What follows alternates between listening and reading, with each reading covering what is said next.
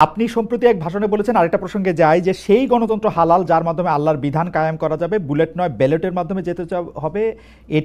এটা আপনি বলেছেন হাদিসের রেফারেন্স দিয়ে। আপনার এই বক্তব্যের প্রতিবাদ করেছেন মুফতি ডক্টর সাইয়েদ মোহাম্মদ এনায়েতুল্লাহ আব্বাসী ওয়াসিদ্দিকী। রবিবার ফেসবুক এক পোস্টে দাবি করেছেন যে তিনি হাদিসের সুস্পষ্ট অপব্যাখ্যা করেছেন। আপনি এক লাইনে আবার একটু ব্যাখ্যা দিবেন কিনা? আমি হাদিসের দেই নাই। আমি বলেছি যে ডেমোক্রেটিক যে প্রসেসটা, এটা রাসূল করিম সাল্লাল্লাহু আলাইহি সাল্লামের পরে যারা রাষ্ট্র পরিচালনা করেছেন খোলাফায়ে রাশিদিন, তাদের সময় ছিল, এবং এটা বাস্তবতা আমরা সবাই জানি। হযরতে ওমর খুতবা দিতে দাঁড়াইছেন, সাধারণ মুসল্লি বলছে আমি আপনার খুতবা শুনবো না। কেন শুনবেন না? ওই যে আমরা কুশাগার থেকে কাপড় পাইলাম, আমার কাপড়ে লম্বা জামা হইলো না, আপনারটাই লম্বা জামা হইলো কেমনে? এই তো সেম কাপড় দেখতেছি। তখন তিনি তার ছেলে আব্দুল্লাহ ইবনে ওমরকে বলেছিলেন, বাবা তুমি এবার জবাব দাও। তিনি দাঁড়াইয়া বললেন যে দেখেন, বাবা তো রাষ্ট্রের দায়িত্বশীল, তার সাথে বিভিন্ন বিদেশি প্রতিনিধি দল আসে, এই রাষ্ট্রের সম্মানে আমি বাবাকে বলেছিলাম যে বাবা আমাদের পোশাক 2 টুকরা করে কাটার দরকার নাই, আপনি অনুমতি দিলে আমি কুশাগারকে রিকোয়েস্ট করতে চাই যে আমাদের 2 পিস না কেটে দিয়ে দেওয়ার জন্য, সেটা দিয়ে আপনি জামা বানাবেন। তো আমার বাবা এবং আমার 2 পিস মিলে উনার 1 পিস হয়েছে, এবং তাই উনার জামা লম্বা। তো লোকটা বসে আল্লাহ শুকরিয়া আদায় করে বললেন যে খলিফাতুল মুসলিমিন, এবার আপনি আপনার খুতবা দেন, আমি শুনবো, মন ভরে শুনবো।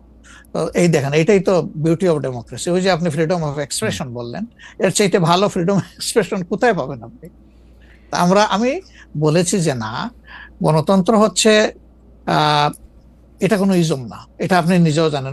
গণতন্ত্র কোনো মতবাদ না, it's a way to establish your ism. আপনি যেটা চয়েস করেন, এটা ক্যাপিটালিজম হইতে পারে, সোশ্যালিজম হইতে পারে, কমিউনিজম হইতে পারে, এরকম যেটাই হোক সেটা আপনি করবেন। কিন্তু এটা একটা ওয়ে, এই বাহনের উপরে আপনি চড়ে যাবেন। সেটা যদি আল্লাহর দিন কায়েমের উদ্দেশ্যে হয়, তাহলে অবশ্যই এটা মুসলমানদের জন্য হারাম হওয়ার কথা না। এখন আমার কথার সাথে তো ডিফার করতেই পারেন, উনি একজন লার্নেড মানুষ, আমি তাকে রেসপেক্ট করি, এবং কারো ডিফারেন্সটাকেও আমি রেসপেক্ট করি, কারণ এটা না হলে তো আপনার ফ্রিডম অফ এক্সপ্রেশন থাকবে না, এবং মাল্টিকালচারাল সোসাইটিও বিল্ড আপ করা সম্ভব হবে না। আচ্ছা, অ্যাবসলিউটলি ফাইন। আচ্ছা, আপনি শুক্রবার একটা দলীয় কর্মসূচিতে বলছেন যে দিন কায়েমের চেষ্টা বা প্রচেষ্টা ঐচ্ছিক নয়, মুমিনের উপর ফরজ। আরবার আপনাদের দীর্ঘদিনের একটা স্লোগান হচ্ছে এরকম, আল্লাহর আইন চাই। এখন একটি নতুন প্রচারণা, মানে অনেক দলকেই ক্ষমতায় দেখা যায়, মানে জামাত ইসলাম একটা নতুন প্রচারণা এরকম যে অনেক দলকেই ক্ষমতায় দেখা হয়েছে, জামাতকে একটিবার সুযোগ দেওয়া হোক, আপনারা যদি নির্বাচনে জিতে ক্ষমতায় যেতে পারেন তাহলে কি বর্তমান ব্যবস্থা পাল্টে কোরআন সুন্নাহ ভিত্তিক শাসন বা শরিয়া আইন, শরিয়া ব্যবস্থা চালু করবেন? আসলে দেখেন, কোরআন সুন্নাহ ভিত্তিক মানে অনুশাসন যেটা, এটার ব্যাপারে সমাজের পারসেপশনের ভিন্নতা আছে।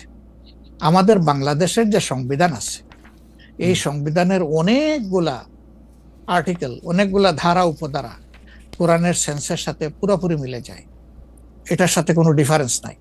আবার কিছু কিছু ধারা আছে সেখানে কনফ্লিক্ট, কন্ট্রাডিকশন আছে। ওরকম পরিবেশ পরিস্থিতি যখন আসবে, জনগণের প্রত্যাশার আলোকে এটা মানে সবার সাথে ইন্টারেক্টিভ হয়, সবাইকে সাথে নিয়েই ইনশাআল্লাহ ভালো জিনিসগুলোকে আমরা ইনপুট দেব আল্লাহ থেকে। তবে এটাও মনে রাখার বিষয় যে কোরআনী শাসন হঠাৎ করে আল্লাহ তাআলা এস্টাবলিশের হুকুম দেন নাই, it was a gradual process. For example মাদক কিন্তু দুনিয়ার কেউ কিন্তু এটাকে অ্যাপ্রুভাল দেয় না, বাট এটার প্র্যাকটিস সব জায়গায় আছে, এটা বাস্তবতা। তো সেই মদ যখন হারাম ঘোষণা করা হয়, নিষিদ্ধ করা হয়, তখন কিন্তু 3 পর্যায়ে গিয়ে চূড়ান্তভাবে এটা নিষিদ্ধ করা হয়েছিল। তো এটা গ্রাজুয়াল একটা প্রসেস। আপনি একটা ক্রাইম থেকে, দীর্ঘদিনের প্র্যাকটিস থেকে মানুষকে সরাবেন, আল্লাহ তাআলার সেই বিধানকে অনুসরণ করেই আমরা আগাবো ইনশাআল্লাহ। 5 আগস্টের পর থেকে বিএনপির পক্ষ থেকে যেহেতু জাতীয় নির্বাচনের দাবি জানানো হয়েছিল, এটা নিয়ে অনেক তাদেরকে রঙ্গব্যঙ্গ করা হয়েছে। জামায়াতে ইসলামী মাঝামাঝি থেকে ফেব্রুয়ারি ইলেকশনের কথাও বলেছে, রোজার পরেও ইলেকশনের কথা বলেছে, রোজার আগেও ইলেকশনের কথা বলেছে, কিন্তু আমরা দেখতে পাচ্ছি জামায়াতে ইসলামী 300 আসনে প্রার্থী ঘোষণা করে ফেলেছে। আপনারা যদি পরে কোনো রাজনৈতিক জোট করেন বা পরে যদি কোনো ধরনের রাজনৈতিক সমঝোতার মাধ্যমে জাতীয় সরকারের একটা আবহ তৈরি হয়, তাহলে কি হবে? আপনারা এখনই জোট ঘোষণা করে ফেলেছেন, সেটা কেমন হলো? আলহামদুলিল্লাহ, এটা আমাদের সাথে যাদের ইন্টারেকশন আছে তারা সবাই জানেন। আমরা বলেছি যে এটা আমাদের অফিসিয়াল ঘোষণা না, এটা হলো প্রাথমিক সিলেকশন, এবং সমস্ত আমাদের নমিনি যারা হবেন তাদেরকে সেম মেসেজ দেওয়া হয়েছে।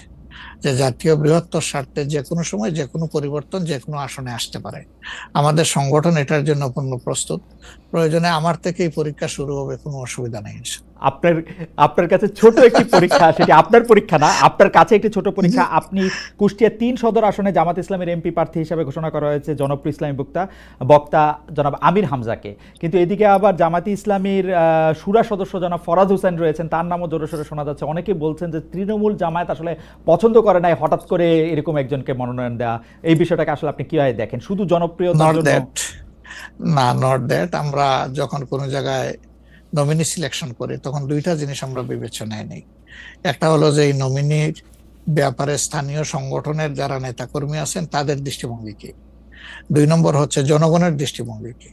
এই দুইটা বিষয়কে আমরা বিবেচনায় নিয়েই প্রার্থী সিলেকশন করি। এবং এটা যেগুলো শুনতেছেন, অনেক সময় আমাদেরকে অতি ভালোবাসেন যারা, ওই যে আপনি একবার আমাকে জিজ্ঞেস করলেন যে আপনাদের ব্যাপারে এত বিরোধিতা করে কেন, আমি বলছিলাম যে তারা অত ভালোবাসে তো অনেক বেশি, এই জন্য আমাদেরকে নিয়ে কসলাইতেও। জনাব আমির হামজার বিরুদ্ধে যে দুটি বক্তব্য বেশি সামনে আসছে, তিনি একবার বলেছিলেন যে তার 14 গোষ্ঠী সবাই আওয়ামী লীগ করেন। 2 নাম্বার হচ্ছে যে এই জুন মাসেও জনাব আমির হামজা নিজ এলাকায় মোটরসাইকেল শোডাউন করেছেন, যেই শোডাউনের রাজনীতি অ্যাপারেন্টলি আপনারা উৎসাহ দেন না, কিন্তু তাকে এটি করতে দেখা যাচ্ছে। হ্যাঁ, আমরা তার দৃষ্টি আকর্ষণ করেছি। ওকে, আমরা এই ব্যাপারে দৃষ্টি আকর্ষণ করেছি যে পাবলিক ইনকনভিনিয়েন্স হয় এমন কোনো কাজ আমরা করব না, যত দূর সম্ভব এটা আমরা অ্যাভয়েড করে চলবো। এটা আচ্ছা, আমরা আরেকটা প্রসঙ্গে আসি যে লন্ডনে ডক্টর মোহাম্মদ ইউনূস এবং জনাব তারেক রহমানের বৈঠকের পর যৌথ বিবৃতির প্রসঙ্গে জামায়াতে ইসলামী একটা শক্ত অবস্থান নিয়েছে। তারা বলেছে যে বৈঠককে তারা স্বাগত জানিয়েছেন, কিন্তু যৌথ বিবৃতিটা তারা পছন্দ করেন নাই। এই কারণে জাতীয় ঐক্যমত্য কমিশনে তাদের অংশগ্রহণও তারা একদিনের জন্য বয়কট করেছেন, মানে আপনারা বয়কট করেছেন। পরে আবার ডক্টর মোহাম্মদ ইউনূস আপনাকে ফোন করেন এবং সেই টেলিফোনের পরে আপনি ডক্টর মোহাম্মদ ইউনূস টেলিফোনে কি বলেছিলেন আপনাকে, সেটাকে আমাদের একটু বলা যাবে? না, উনি আসলে সেখানকার পরিবেশটাই তুলে ধরেছেন সামগ্রিকভাবে যে কেন উনি এটা করতে গেলেন। আমাদের কনসার্নের জায়গা ছিল যে তিনি নির্বাচনের একটা টাইমলাইন, ডেট না, একটা টাইমলাইন ঘোষণা করেছিলেন যে এইটা ফার্স্ট হাফ অফ এপ্রিল কোনো একটা সময়ে নির্বাচন অনুষ্ঠিত হবে এবং নির্বাচন কমিশন সেই ব্যাপারে তারিখ নির্ধারণ করে তারা শিডিউল দেবে। এটা কিন্তু সবগুলা দলের সাথে সিরিজ অফ টকের পরে, উনি সরাসরি আলোচনার পরে এটা করেছিলেন। এরপরে তিনি লন্ডনে গিয়েছেন। তারেক রহমান সাহেব যেহেতু দেশে নেই এবং তিনি কার্যত বিএনপির এখন হইলেন নির্বাহী প্রধান, ভারপ্রাপ্ত চেয়ারম্যান, তার সাথে একটা বৈঠক হওয়াই উচিত, হইতেই পারে, এটা তো ভালো, এটা খারাপ কি? রাজনীতিতে ডায়ালগই তো উত্তম সমাধান। এবং বিএনপির কিছু কনসার্ন ছিল, তার সাথে আলোচনার মাধ্যমে সেটা যদি দূর হয় এটা তো ভালো, জাতীয় জীবনের জন্য ভালো, জাতীয় রাজনীতির জন্য ভালো। কিন্তু যেটা সকল দলের সাথে আলোচনা করে তিনি একটা টাইমলাইন দিলেন, শুধুমাত্র একটা দলের সাথে আলোচনা করে সেটা থেকে এইভাবে তার প্রকাশ্যে ঘোষণা দেওয়া, যদিও তিনি ডেফিনেটলি বলেন নাই যে রমজানের আগেই হবে, তিনি বলেছেন যদি এই জিনিস ফুলফিল করা যায় তাইলে সেটা আগেও চিন্তা করা যেতে পারে, কিন্তু সেটা ভালো হতো। আমাদের বক্তব্য হচ্ছে ভালো হতো দেশে এসে তিনি তাকে বলতেন যে আমি সম্মানের সাথে আপনার কথা শুনলাম, আমি মনে করি আপনার কথাগুলো লজিক্যাল, আমি দেশে গিয়ে আবার দলগুলোর সাথে একটু আলাপ করবো, করে এটাকে কিভাবে শেপ দেওয়া যায় আমি চিন্তা করবো, আপনি আমার উপর আস্থা রাখতে পারেন। That was good. কিন্তু এটা না করে সেখানে এটা ঘোষণা দেওয়াটাকে আমরা সঠিক মনে করি নাই। আমরা মনে করি যে ক্ষমতার ভারসাম্য একদিকে হেলে গিয়েছে এবং জাতি একটা রং মেসেজ পেয়েছে, এই জন্য আমরা আমাদের এই পর্যায়ে। এটা আমার একটা প্রশ্ন, আপনার কাছে কি মনে হয় পরবর্তী জাতীয় সংসদ নির্বাচন আসলে কোন দিন কোন মাসে হবে? আমি ঠিক এটা জানি না, তবে আমি মনে করি যে এটা এপ্রিল পাড়ি দেবে না কোনো অবস্থায়। আর ফেব্রুয়ারিতে হলে আমি বলেছি সবার আগে, আপনি বলেছেন যে হ্যাঁ, যে ফেব্রুয়ারিতে হলে এটা বেস্ট, কারণ এই সিজনটা আমাদের জন্য কমফোর্টেবল সিজন ইলেকশনের জন্য। আপনার কাছে কি মনে হয় আপনার মনে কি এরকম একটা সম্ভাবনা আপনি দেখতে পান যে এটা রমজানের পরেও আসলে যেতে পারে? সেই ক্ষেত্রে রমজানের সময় আপনাদের ক্যাম্পেইন করতে হবে।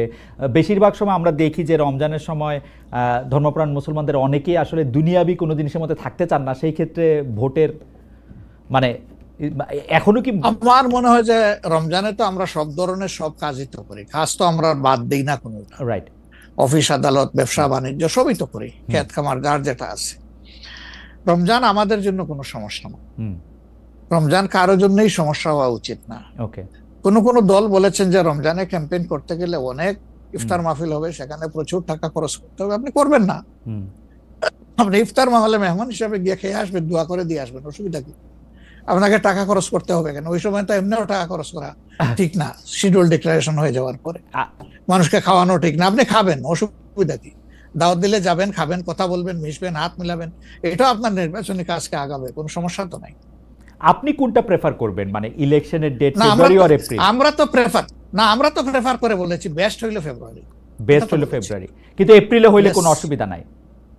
আমরা মনে করি এপ্রিলে হইলে অসুবিধা নাই, তবে এটা ক্রস করা উচিত নয়। এপ্রিল ক্রস করা উচিত না, কোন অবস্থায় উচিত হবে না। আপনি কি মনে করেন, এখন যদি নির্বাচন কমিশন বলে যে তারা ডিসেম্বরে নির্বাচন দিতে চান, তাইলে কি আপনারা আপত্তি জানাবেন না আপনাদের এটা? হ্যাঁ, না, আমরা ওই যে 2-3টা জিনিস বলেছি, যে বেসিক রিফর্ম, তারপরে হচ্ছে আপনার দৃশ্যমান বিচার, প্রবাসীদের ভোট ইনকর্পোরেট করা, এই 3টা জিনিস যদি আমরা মিনিমাম পাই, তাহলে ডিসেম্বর কেন, সামনের মাসে হইলে আমাদের কোনো আপত্তি নেই। ডিসেম্বর আমাদের দর্শক, আর আমরা দেখেন মূল থেকে কখনো বলি নাই যে এই মাসে হতেই হবে, এই শব্দ কিন্তু কখনো আমরা উচ্চারণ করিনি। আমরা এই ব্যাপারে ফ্লেক্সিবল। আমরা প্রধান উপদেষ্টার কমিটমেন্টের উপরে রেসপেক্ট শো করতে চাই। উনি বলেছিলেন ডিসেম্বর এই বছর অথবা আগামী বছরের জুনের মাঝখানে যে কোনো সময় তিনি নির্বাচন দিবেন। তা আমরা দেখতে চাই যে তিনি তার কথার উপরে আছেন। তবে এটাও ঠিক যে মে জুন এইগুলা কিন্তু ইলেকশনের জন্য কোনো ফেভারেবল টাইম না। ইভেন এপ্রিলটাও একটু কষ্ট হবে, এই ব্যাপারে বলার অপেক্ষা রাখে না। ফেব্রুয়ারির চাইতে এপ্রিলে কিন্তু একটু কষ্ট বেশি হবে। আপনাকে যেহেতু মানে একটু তাড়াতাড়ি, সেজন্য আমাদের শেষ প্রসঙ্গ সেটা হচ্ছে বিএনপির সাথে জামায়াতে ইসলামের সম্পর্ক। আমরা দেখেছি যে আপনি এবং আপনাদের দলের নায়েবে আমির, তারা দুজনেই বিএনপির চেয়ারপারসন এবং ভারপ্রাপ্ত চেয়ারপারসন যারা লন্ডনে ছিলেন তাদের সাথে দেখা করেছেন। দেখা করার পরে আমরা রাজনীতিতে একটা ইতিবাচক সুবাতাস দেখেছিলাম। আপনি এসে ফেব্রুয়ারিতে ইলেকশনের কথা বলেছিলেন। এখন আবার ব্যাপারটা আসলে কোন জায়গায়, মানে জামায়াতে ইসলামী বিএনপি কি পরস্পর মুখোমুখি অবস্থায় আছে? তাদের মধ্যে কি আবার একটা সদ্ভাব, মানে আসলে অবস্থাটা কি এখন? না, আসলে সমস্যাটা আমাদের না, সমস্যা আপনাদের। আচ্ছা, মিডিয়ায় যারা আছেন তাদের। আচ্ছা, আমরা তো মুখোমুখি না, আমরা তো পাশাপাশি আছি। তো ওকে, আমরা এই যে ঐকমত্য কমিশন বলেন বা অন্যান্য মিটিং গুলা বলেন বা আমাদের নিজেদের মধ্যে কথাবার্তা বলেন, আমরা তো কোনটা বন্ধ রাখি নাই, আমরা সবটাই আছি। কিন্তু কতিপয় মিডিয়া, সবাই না, এই কুচায় কুচাইয়া টেনে টেনে সুতা বাইর করে কোথায় একটু বিএনপির মুখামুখি জামাত হবে, জামাতের মুখামুখি বিএনপি হবে। এটার মধ্যে জাতির কি কল্যাণ আছে আমরা বুঝতে পারি না। আমাদের তো ওরকম কোনো রেশারেশির সম্পর্ক নাই। আমি হচ্ছে যে দুটা, খালি আপনি মিডিয়ার কথা বলছেন, ভালো করছেন। এখন আমরা তো আসলে মানে মিডিয়া থেকে অনেক সময় তথ্য নেই। বিএনপির নেতার প্রসঙ্গে একটি সংবাদ শিরোনাম আমি পড়েছি, ভোট হলে তো তাদের গুরুত্ব থাকবে না, জামায়াতকে ফখরুলের খোঁচা, স্বাধীনতার অবিশ্বাসীদের সমর্থন করা যাবে না, মির্জা ফখরুল। আবার আরেকটা রিপোর্ট, আবার আরেকটা পত্রিকার রিপোর্ট, জামায়াতকে স্বাধীনতা বিরোধী বলা হলে অনেকের বাবাও রাজাকার ছিলেন, জামায়াতের সাধারণ সম্পাদক বলছেন। তো আপনি আসলে শুধু মিডিয়াকে না বলে, আমরা তো একটা নেতাদের মধ্যে আপনারে তত একটা দেখি না, মানে আপনারা আমি মনেই করতে পারতেছি না, আমি প্রাণপণে মনে করতে চেষ্টা করতেছিলাম, কিন্তু নেতা কর্মীদের মধ্যে তো ব্যাপারটা আসলে আমরা দেখি না। না, আছে, এটা আমি অস্বীকার করব না। জি, এটা যে কিছু নাই আমি সেটা বলছি না। তবে একটা কথা দেখেন যে আসলে গর্ব অহংকার বড় খারাপ জিনিস। অহংকার আল্লাহ তাআলার চাদর, এটা নিয়ে কেউ টানাটানি করুক, এটা মহান আল্লাহ পছন্দ করেন না। তো গর্ব অহংকার করতে করতেই একদল কোথায় গেছে চিন্তা করেন। তারা তো সব সময় মানুষকে কুচিয়ে কুচিয়ে কথা বলতেন, রাইট? কোথায় তোমাদের ঈদের পরের আন্দোলন, কোথায় গিয়ে আশ্রয় নিবা, এই ধরনের অনেক কথাবার্তা ছিল না? অবশ্যই অবশ্যই ছিল। তা এটা যদি আমিও বলি, এটা গ্রহণযোগ্য হওয়া উচিত নয়, এবং এটা অন্য কেউ যদি বলে সেটাও গ্রহণযোগ্য হওয়া উচিত নয়। কাউকে নিয়ে উপহাস করতে নাই। আপনাকে নিশ্চিত থাকতে হবে আপনি যাকে নিয়ে উপহাস করছেন, আল্লাহ একদিন তার কাছেই আপনাকে নিয়ে দাঁড় করাবেন, এবং তখন আপনি লজ্জিত হবেন।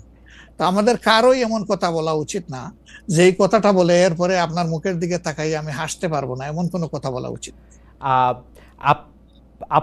10:42 বাজে, আমি কি একটা ছোট্ট প্রশ্ন আর করবো 2-1 মিনিটের মধ্যে, এটা উত্তর দিতে পারবো? Please please please. সেটা হচ্ছে যে ইলেকশনের আগে তো অনেক ধরনের কথাই আসে কেউ কেউ একটা জরিপ করে, কেউ কেউ নিজস্ব। আপনারা কি নিজস্ব কোনো জরিপ করেছেন আপনাদের আসন বা আপনাদের পপুলার ভোট বা পপুলারিটির ব্যাপারে? কেউ কেউ বলছেন এবার আপনারা 91-এর বিএনপি যেমন আওয়ামী লীগকে কাঁদিয়ে ক্ষমতা পেয়ে গেছিল, এইবারও আপনাদের এরকম একটা হইতে পারে, এটা কি আপনার মনে হয় যে মানে?